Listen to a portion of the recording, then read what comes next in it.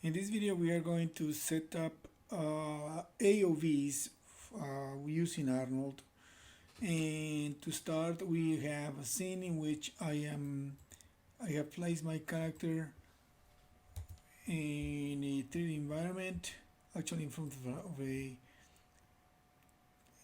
3D sky dome, and I also have an image playing behind it where my character is going to be standing. I'm looking through the camera right now, and I have just a single light illuminating the scene.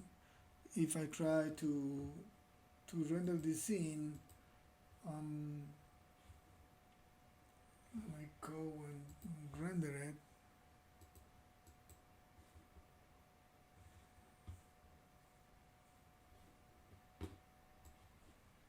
It will give me something like this, which is not bad for initial test, and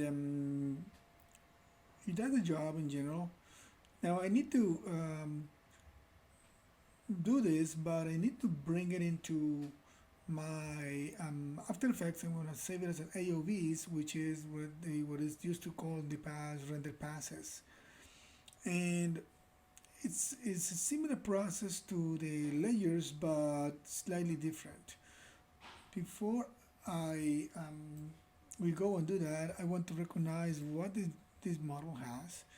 And this model, if you look at it, there are multiple parts that use the standard shader as the basic shader.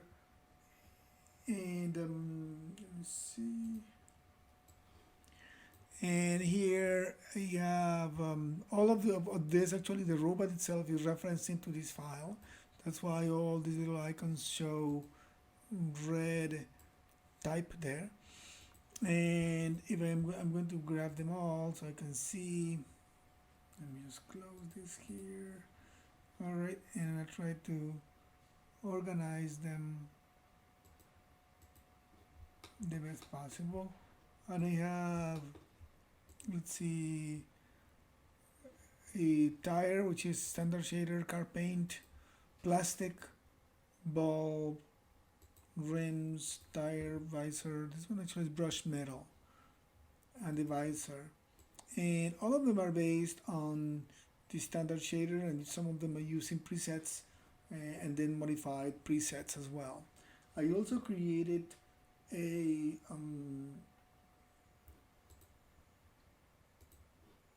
bulb, which is there's a little sphere inside of this light there that is using a flat on AI flat shader, which is nothing else but just a flat yellow color.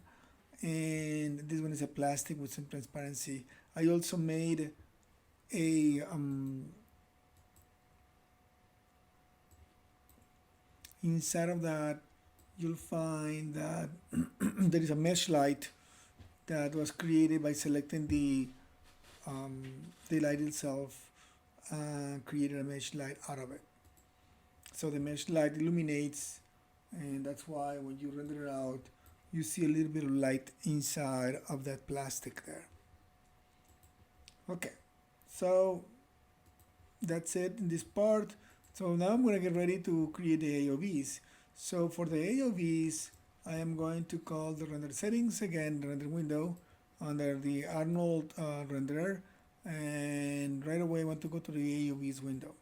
The AOVs window is divided in two sections here: the legacy, which is using the way Maya used to work before, which is enabling the AOVs. You don't need to do that anymore. By default, they come active.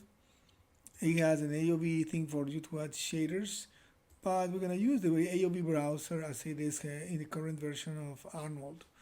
And here what it is that on the left you see a list of possible passes that you will be able to render. And to explain passes, similar to layers, only that they are working based on properties such as specularity or diffuse or subsurface scattering or code and all that. And let's see, we're gonna start, for example, grabbing the diffuse, I'm going to just add it to the list here. I'm going to add, give me a little red error here, we'll see what that is. I'm going to add a specular. I want to also do a surface scattering because I use a little bit of subsurface scattering in those materials there. In this case, I think I'm going to add not shadow mask or this shadow, but I'm gonna go and look for the shadow matte version here, because when I go and render it,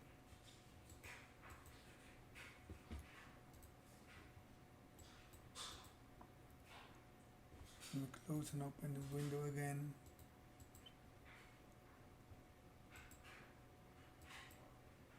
This one gives me a whole shadow for all the character and shadow on the ground, which is probably what I want to use for illuminating, for giving some darkness to the object. So I have 4 AOVs here, and those AOVs are going to be rendered out. I am also going to add, just for having an additional, but this one is going to be a custom AOV, and this one I'm going to call it ambient occlusion. So I'm going to create that, and then I'm going to, so that gets created here to my list, but that one is right now not connected to anything, so I have to connect it to a shader, that's ambient occlusion shader, of course, and I'm gonna go and create an ambient occlusion with Arnold. I'm gonna graph it here, and there is a name for it. I'm just gonna copy that name, and now I'm gonna go under the ambient occlusion section here, and I'm gonna say select AOV node, and here in the section where it says shader, I'm gonna paste the name of that ambient occlusion shader that I just created.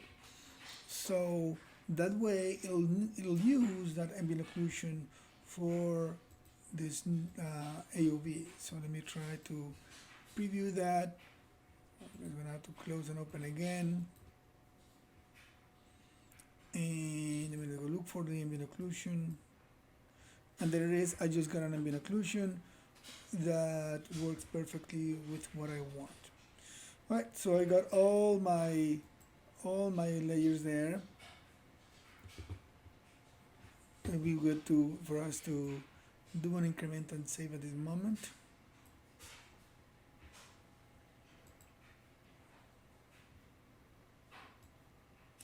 Oh, I'm just getting a little error because mental ray, I guess it doesn't like mental ray. It saved it, but it just that it has a conflict with my mental ray on my computer. All right, I saved the file, so I'm good to now export this out.